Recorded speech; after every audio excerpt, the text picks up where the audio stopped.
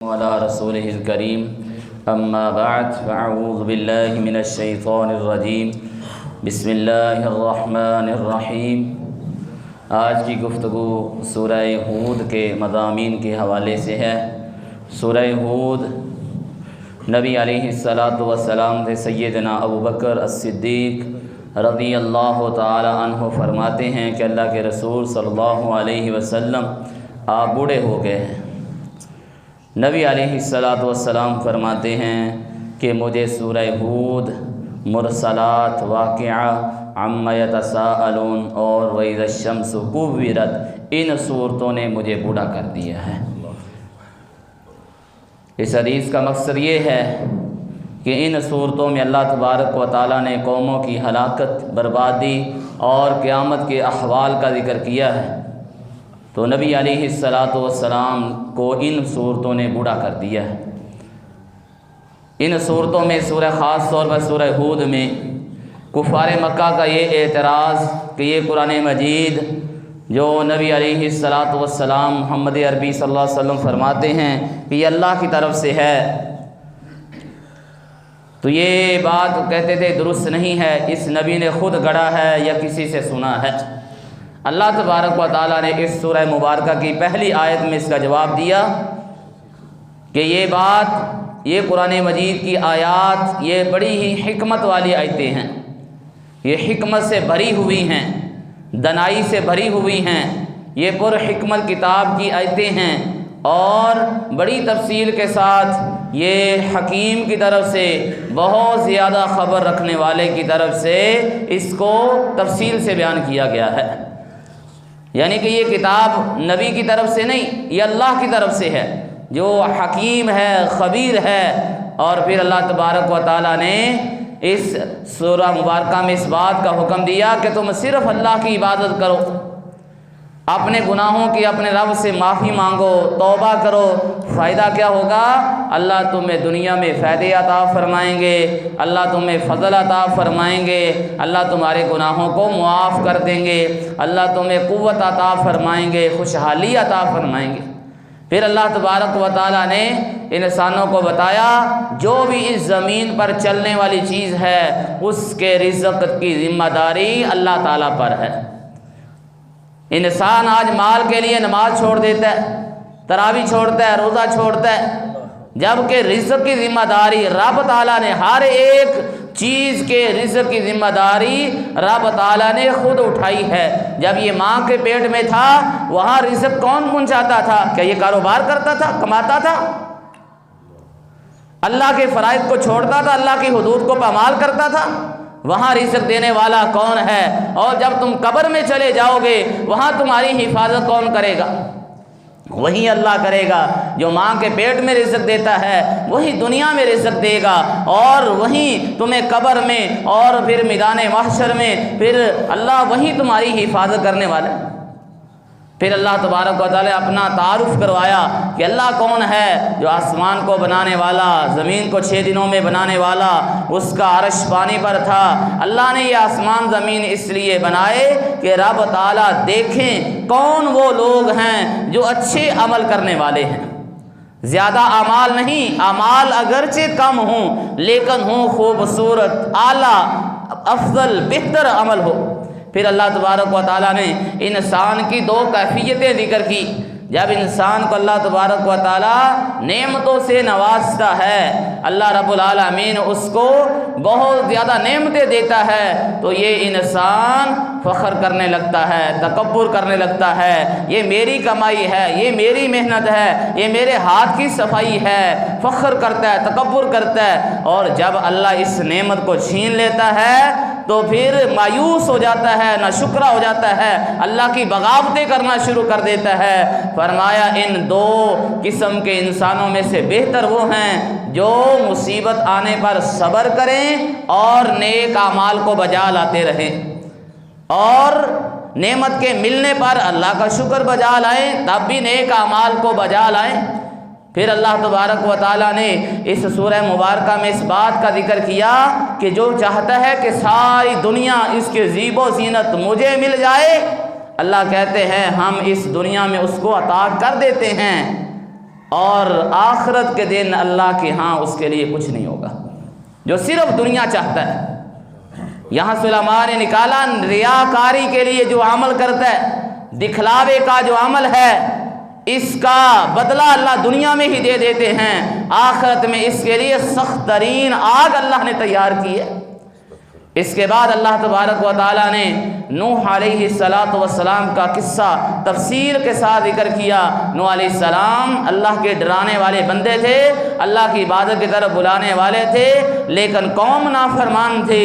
انہوں نے اپنے نبی کو تانے دینے شروع کر دیے، نبی کے پیروکاروں کو بس کہنا شروع کر دیے یہ تو ذلیل اور کم لوگ ہیں، یہ کم ترین بدترین یہ لوگ ہیں جس نے نوح علیہ السلام کی بات کو مان لیا۔ پھر نوح علیہ السلام نے کہا بتاؤ تمہارا کیا حال ہوگا اگر میں اپنے رب کی طرف سے وعدے دلیل پر ہوا، میرے رب نے مجھے رحمت اور نبوت سے نوازا، تو کیا اس وقت تمہارا کیا حال ہوگا؟ تم اللہ کو کیا جواب دو گے؟ اور تمہارے کہنے کی وجہ سے میں ان بندوں کو چھوڑ دوں جو میری پیروی کرنے والے؟ نہیں، میں نہیں چھوڑوں گا، میں ان کے ساتھ ہی رہوں گا۔ اور پھر نوح علیہ السلام کو کشتی بنانے کا حکم ہوا، کشتی بنا دی گئی۔ یہ کوئی ادھر سے گزرتا مذاق کرتا، یہ صحرا میں یہ کشتیاں چلائے گا۔ نوح علیہ السلام کو اللہ نے کہا آپ کو جو کام دیا گیا ہے آپ وہ کام کرتے رہیں، کشتی بناتے رہیں۔ نوح علیہ السلام کشتی بناتے رہے، کشتی بن گئی۔ اللہ نے پھر حکم دیا اس میں خود سوار ہو جاؤ، اور جو تجھ پر ایمان لے کر آئے ہیں ان کو اپنے ساتھ سوار کر لو، اللہ کے نام کے ساتھ اس کو چلانا شروع کرو۔ وہ کشتی چلتی ہے، اللہ تبارک و تعالیٰ زمین سے آسمان سے پانی کو نکالتے ہیں، طوفان برپا ہو جاتا ہے، ہر طرف پانی ہی پانی ہے، اور کشتی میں سوار لوگ اور ہر چیز کا جوڑا جوڑا اس میں وہ سوار ہے۔ دیکھا بیٹا ڈوب رہا ہے، کافروں کی صف میں کھڑا ہے، کہا بیٹا میرے ساتھ بیٹھ جاؤ۔ بیٹا نافرمان تھا، کافر تھا، تو کہا میں پہاڑ پر چڑھ جاؤں گا، یہ پہاڑ مجھے بچا لے گا۔ نوح علیہ السلام نے فرمایا آج تجھے کوئی بھی بچانے والا نہیں ہے الا یہ کہ اللہ جس پر رحم کر دے۔ یہ دیکھنا تھا کہ بیٹا سامنے ہی غرق ہو گیا، نبی کا بیٹا نافرمان ہے، نافرمانی کی ہے اس نے، اللہ نے اس کو بھی غرق کر دیا۔ اور جب یہ نوح علیہ السلام اللہ سے کہنے لگا اللہ یہ میرا بیٹا ہے، میرے اہل میں سے ہے، تیرا وعدہ یہ ہے کہ میں اپنے نبی کو ذلیل نہیں کروں گا، اللہ اس سے بڑی ذلت کیا ہو سکتی ہے کہ نبی کا بیٹا اس کے سامنے غرق ہو جائے۔ فرمایا نوح علیہ السلام یہ تیرے اہل سے نہیں ہے، اس کا تیرے ساتھ کوئی تعلق نہیں ہے، کیونکہ اس کے اعمال درست نہیں ہیں۔ آئندہ اس کے بارے میں مجھ سے سوال نہ کرنا ورنہ تو جاہلوں میں سے ہو جائے گا۔ نوح علیہ السلام نے فوراً اللہ سے معافی مانگی، اے اللہ میں آج کے بعد ایسا سوال نہیں کروں گا جس کا مجھے علم نہیں ہے۔ فوراً اللہ سے کہا وَإِلَّا تَغْفِرْ لِي وَتَرْحَمْنِي أَكُن مِّنَ الْخَاسِرِينَ، اگر اللہ تو نے معاف نہ کیا، تو نے رحم نہ کیا، میں تو خسارہ اٹھانے والا ہو جاؤں گا۔ نوح علیہ السلام کا یہ قصہ، اس میں بڑی عبرتیں ہیں۔ اللہ جس کو بچانے پر آتے ہیں اللہ بچاتے ہیں، جس کو اللہ غرق کرنے پر آتے ہیں غرق کر دیتے ہیں۔ اللہ اپنے ماننے والوں کی حفاظتیں کرتا ہے، اور اللہ اس کے لیے اسباب پیدا کرتا ہے۔ جو اللہ کے دشمن ہوتے ہیں، نبی کے دشمن ہوتے ہیں، دین کے دشمن ہوتے ہیں، اللہ ان کو ختم کرنے کے اسباب دنیا میں بھی اور آخرت میں بھی تیار فرما دیتے ہیں۔ یہ وہ قصہ، دین کو چھوڑنے والا یہ بیٹا، اپنے باپ کی نافرمانی کرنے والا یہ بیٹا، اللہ نے اس کو بھی غرق کر دیا۔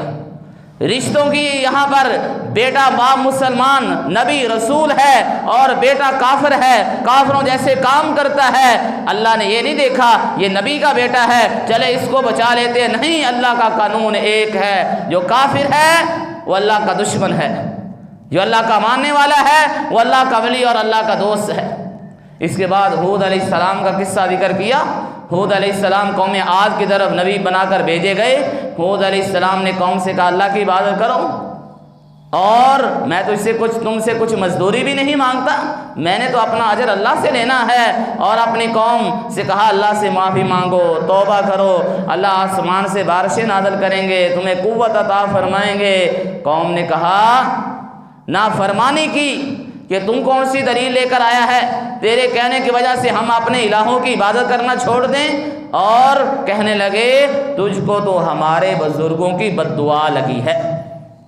یہ جو باتیں کر رہے ہیں نا، ایک الہ کی عبادت کرو، یہ ہمارے بزرگوں کی تمہیں بد دعا لگی۔ اللہ کہہ رہے ہیں ان نقول الا اعتراک بعض آلہتنا بسوء، یہاں بھی کہتے ہیں لوگ ہمارے بزرگوں کی پھٹکار ہے تجھ پر، تو کہا نہیں، تم بھی گواہ ہو جاؤ، میں اللہ کو بھی گواہ بناتا ہوں، اللہ کے علاوہ کسی کی عبادت جائز نہیں ہے، میرا توکل اللہ پر ہے۔ یہ کہنا تھا، اللہ کی طرف سے عذاب نازل ہوا، ہود علیہ السلام کو ایمان لانے والوں کو اللہ نے بچا لیا، باقی سب کو اللہ تبارک و تعالیٰ نے چیخ کے ذریعے سے تباہ و برباد کر دیا۔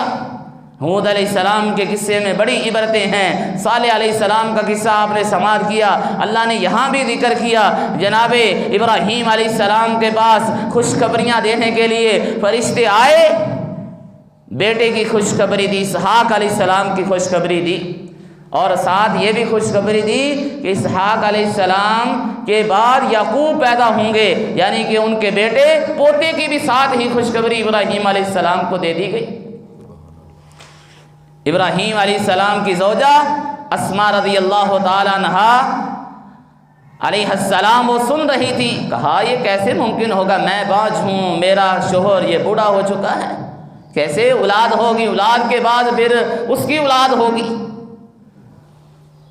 تو کہا، فرشتوں نے کہا اللہ کی رحمت سے، اللہ کے امر سے تم تعجب کرتی ہو، تم اہل خانہ پر، اہل بیت پر اللہ کی رحمتیں ہوں، اللہ کی برکتیں ہوں۔ ابراہیم علیہ السلام ڈر گئے تھے جب فرشتے آئے کہ کھانا سامنے، ان کے کہنے کے بغیر ہی کھانا سامنے لا کر رکھ دیا، پورا ایک بچڑا، گائے کا بچڑا پورا بھونا ہوا سامنے لا کر رکھ دیا۔ یہ مہمان نوازی کا ایک طریقہ ہے کہ بجائے اس کے کہ مہمان سے پوچھ کر اس کو شرمندہ کیا جائے، کیا کھائیں گے، کیا لائیں آپ کے لیے، کیا کریں، جن کے کھلانے کا ہوتا ہے وہ جو میسر ہوتا ہے وہ سامنے لا کر رکھ دیتے ہیں، پوچھے بغیر ہی آپ یہ نوش فرمائیں، ہاں کوئی اور چیز کھانا چاہیں گے تو بتائیں۔ یہ مہمان نوازی کے آداب میں سے ہے، یہ ہم پوچھ کے کیا کرتے ہیں، اس کو شرمندہ کرتے ہیں۔ اور مہمان نوازی کے آداب میں سے عرب کے ہاں ابراہیم علیہ السلام کے یہ تھا کہ اس وقت تک کھانا نہیں کھاتے تھے جب تک کوئی مہمان نہیں آ جاتا۔ تو یہ فرشتے تھے، یہ تو کھاتے پیتے نہیں ہیں، تو دیکھا کہ یہ ساتھ نہیں کھا رہے، تو مطلب یہ کہ دشمن ہے، یہ اس دور کے دشمن کی بات ہے، دشمن اس گھر کا کھانا نہیں کھاتے تھے۔ تو آج کیا ہے، جو ساتھ بیٹھ کر کھانے والا ہے وہی سب سے بڑا منافق اور سب سے بڑا چور اور ڈاکو نکلتا ہے، وہی نقصان پہنچانے والا نکلتا ہے۔ یہ اللہ نے قصہ ذکر کیا، اور ابراہیم علیہ السلام سمجھ گئے اگر خالی خوشخبری دینے کے لیے آتے تو ایک فرشتہ ہی کافی تھا، یہ زیادہ فرشتے آئے ہیں، معاملہ کوئی اور ہے۔ تو پوچھا تم اور کس کام کے لیے آئے؟ کہا ہم لوط علیہ السلام کی قوم کی طرف بھیجے گئے ہیں، ان کو ہم نے عذاب میں مبتلا کرنا ہے۔ ابراہیم ان سے جھگڑا کرنے لگے، جھگڑا یہ تھا کہ وہاں تو لوط علیہ السلام بھی ہیں، اللہ کے نبی بھی ہیں، ان پر ایمان لانے والے بھی ہیں۔ فرشتوں نے کہا ہم ان کو بچا لیں گے، اللہ نے ہمیں بتا دیا ہے۔ فرشتے لوط علیہ السلام کے پاس آئے، لوط علیہ السلام کی قوم بڑی ہی سرکش اور بغاوت کرنے والی یہ قوم تھی، وہیں اغلام بازی کے یہ شکار یہ لوگ تھے، اللہ کی حد کو پامال کرنے والے یہ لوگ تھے۔ لوط علیہ السلام کے پاس آئے، لوط علیہ السلام نے اپنی قوم کی حالت کی وجہ سے کہ دیکھا قوم دوڑی دوڑی آ رہی ہے، کیونکہ برے کام کرنے والے تھے۔ لوط علیہ السلام نے کہا یہ میرے مہمان ہیں، میرے مہمانوں کے سامنے مجھے شرمندہ نہ کرو، میرے توہین نہ کرو، مجھے ذلیل و رسوا نہ کرو۔ ہاں یہ بیٹیاں ہیں، تم ان سے شادی کر لو، یہ قوم کی بیٹیاں عورتیں اللہ نے تمہارے لیے حلال کی ہیں، تم اچھے طریقے سے دین اور اسلام کے طریقے کے مطابق نکاح کر لو، اپنی خواہش کو یہاں پورا کرو۔ تو انہوں نے کہا لوط علیہ السلام آپ کو تو پتہ ہے ہم کیا چاہتے ہیں۔ لوط علیہ السلام نے کہا کاش میرے بازو مضبوط ہوتے، میں مضبوط سہارے کی طرف آپ اپنا ٹھکانہ بناتا۔ فرشتے سمجھ گئے لوط علیہ السلام بڑے پریشان، کہا ہم اللہ کے فرشتے ہیں، یہ آپ کو کچھ نہیں کہہ سکتے، بس اللہ نے حکم دیا ہے آپ اہل ایمان کو لے کر، خود بھی اپنے اہل و عیال کو لے کر یہاں سے رات کے کچھ حصے میں نکل جائیں۔ ہاں آپ کی جو بیوی ہے اس کو بھی وہی عذاب پہنچے گا جو اس قوم کو عذاب پہنچنے والا ہے، کیونکہ وہ بھی نافرمان ہے، وہ بھی کافرہ ہے۔ اور اللہ کا عذاب آیا، کیسا عذاب آیا اللہ ذکر کرتے ہیں۔ اللہ نے پوری بستی کو اٹھایا، فرشتوں نے اٹھایا، آسمان کے قریب لے جا کر زمین پر پھینک دیا اور اوپر سے پتھروں کی بارش کر دی، پکے پتھر ان پر پھینک دیے گئے اور نشان زدہ پتھر ان پر پھینکے گئے، ہر ایک پر ایک ایک کا نام لکھا ہوا تھا، یہ پتھر کس کو لگنا ہے۔ یہ اللہ تبارک و تعالیٰ نے عبرت کے لیے یہ قصے ذکر کیے ہیں۔ ان قصوں نے اللہ کے رسول کو بوڑھا کر دیا۔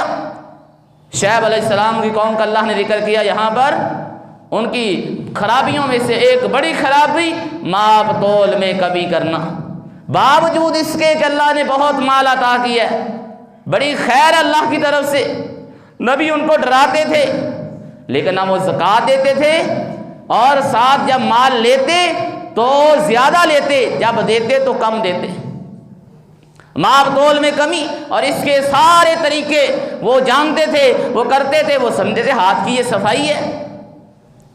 غلط مٹیریل دے کر اور پیسے پورے لیے، اعلیٰ اور اصل مال کے لیے 2 نمبر مال دے کر، تو شعیب علیہ السلام سے کہتے تیری نماز تجھے کہتی ہے کہ ان کو یہ کہہ کہ یہ وہ کام نہ کرے جو باپ دادا کرتے رہے۔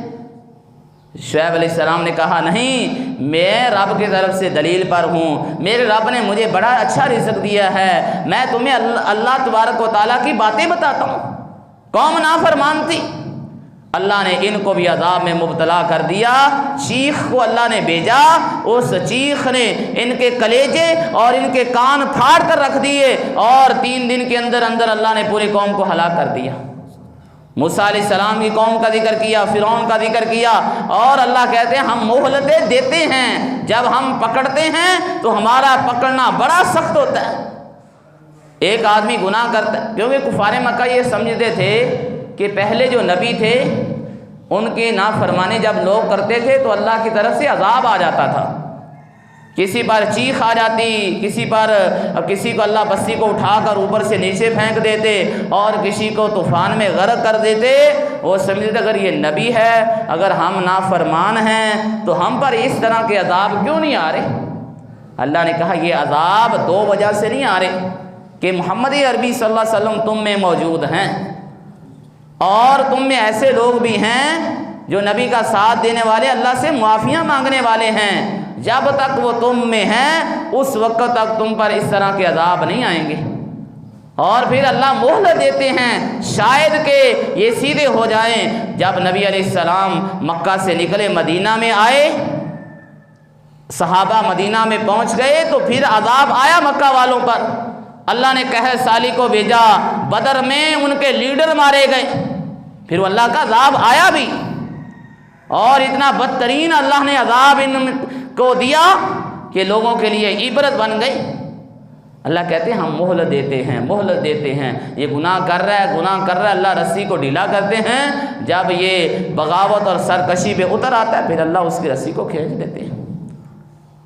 پھر اللہ تبارک و تعالیٰ نے اس سورہ مبارکہ کے آخر میں قوموں کی ہلاکت کا اور ذکر کیا، فرمایا جب تک قوم میں اصلاح کرنے والے موجود ہوتے ہیں اللہ اس قوم کو ہلاک نہیں کرتے۔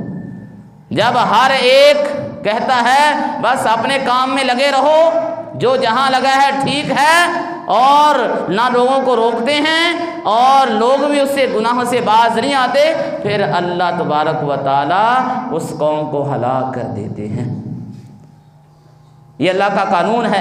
پھر اللہ نے کہا آسمان و زمین کا غیب اللہ کے پاس ہے، اللہ کی طرف سارے معاملات لوٹائے جاتے ہیں، تمہارے کرنے کے 2 کام ہیں، اللہ کی عبادت کرو، اللہ پر توکل کرو، اور یہ بات یاد رکھو کہ تمہارا رب تمہارے اعمال سے غافل نہیں ہے۔ اللہ تبارک و تعالی ہمیں اس سورہ مبارکہ کو سمجھنے کی توفیق عطا فرمائیں۔